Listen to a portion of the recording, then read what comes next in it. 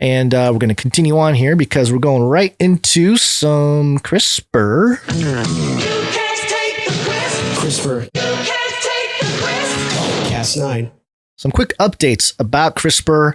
We covered it extensively over the years, and we haven't done too much of an update recently because it is sort of there's some legal battles over the patents, and that's been sort of a thing. But in the meantime, there have been some developments. This is jacksonprogress-argus.com. I don't exactly know what the full outlet is, but it's myjpa.com. And the headline here, the next CRISPR gene editing IPO could be near. Prime Medicine, a third-generation CRISPR company, may test the choppy waters of the stock market with an IPO.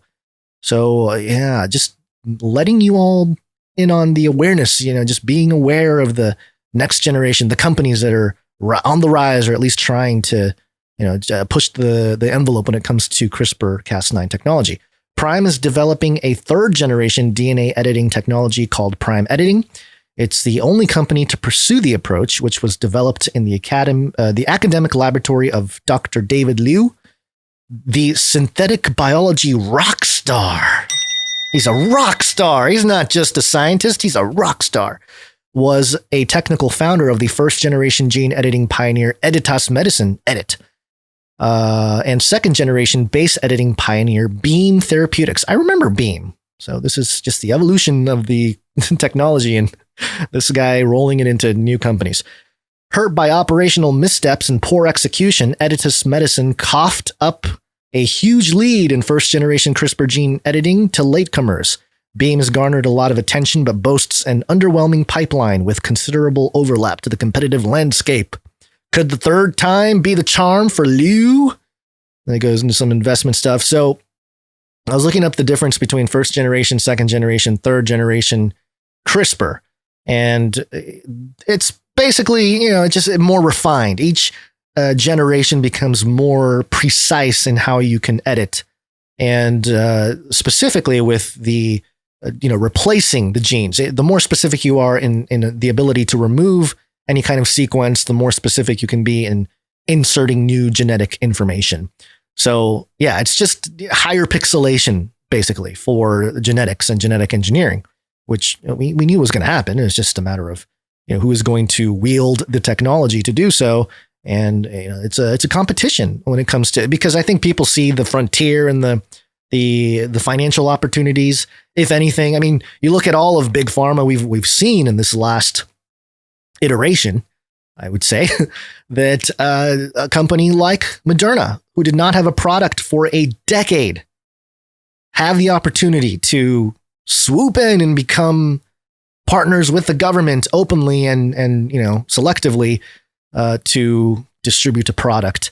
If you follow that pattern, seeing the genetic editing technology and the companies jarring for position, making sure that they are part of the next rise or the next pandemic, dare I say, of some kind, which, we know we saw what they wanted to do with the mRNA stuff. They wanted to provide a solution. So, the next time we have some kind of crisis, it may require some kind of genetic editing to withstand or to preserve humanity in some kind. And that'll be a very great debate, just as we have seen stir up in the last couple years. I would argue that this debate is going to be even more heated, and it'll mix in with politics, and it'll get pretty, it has the potential to be very nasty.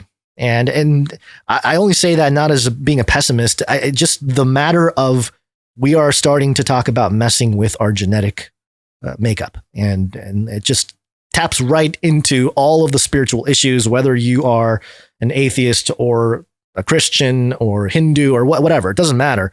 You're starting to really tap into some deep philosophical and cosmological topics that define who we are. So just a heads up on that. Keep an eye out for Prime. Is that what they're called? Let me just double check here. Yeah, Prime Medicine is a company to keep an eye on. But that's not all, because, we've tracked on this show the woolly mammoth resurrection technology that this guy, I forget his name, has been talking about it for a while now. But this is Interesting Engineering. It's published at the end of September, so about a week ago. And the headline is CIA allegedly invested in powerful genetic mutation, woolly mammoth resurrection technology. And yeah, it sounds provocative for sure. And I love the header art here, which is the woolly mammoth just trapped in a giant block square of ice, although his face is outside of the ice, which maybe it means he is thus emerging again. But the article states here, the U.S. intelligence agency may have just, quote unquote, invested in a woolly mammoth resurrection technology through its venture capital firm. The CIA has always purchased technologies related to intelligence and weapons, but recently has shown a greater interest in DNA sequencing, according to a report published by The Intercept on Wednesday. That was last Wednesday. Colossal Biosciences, that's what it was. Colossal Biosciences is a biotechnology firm with headquarters in Dallas. Peter Thiel, Tony Robbins, Paris Hilton, Winklevoss Capital, and the CIA are just some well-known backers and investors that founders George Church and Ben Lamb have already accumulated. Wouldn't that be great? If you didn't have any kind of association with the CIA before Peter Thiel, Tony Robbins, Paris Hilton, Winklevoss twins, now you do. Now it's just out in the open. I wonder if this is like, maybe bittersweet for some of these guys, I mean, I can understand that maybe they were part of it from the beginning, but also, imagine if you're trying to be, your own thing, and then you're invested in some biotechnology company, and then the CIA just comes in. You're like, oh, great, thanks. Now we're just intelligence ops now. Quote, InQtel, its new investors registered as a nonprofit venture capital firm funded by the CIA. On its surface, the group funds technology startups with the potential to safeguard national security, read the report. So again, tying it back to sort of the story we just had with the new CRISPR tech. Government intelligence, they don't just make moves for no reason. They're doing things for a reason. And why would you invest in the woolly mammoth resurrection technology company unless you had some kind of plan?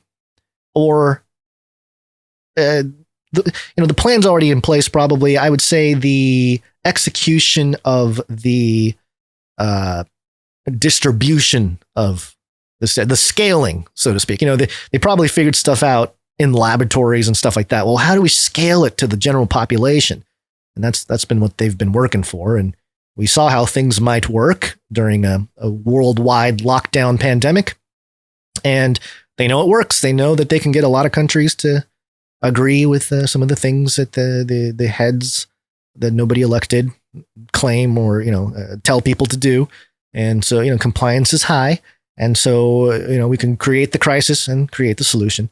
And so why would they want to invest in the genetic mutation woolly mammoth resurrection technology? I don't know. Seems like something apocalyptic is on the way.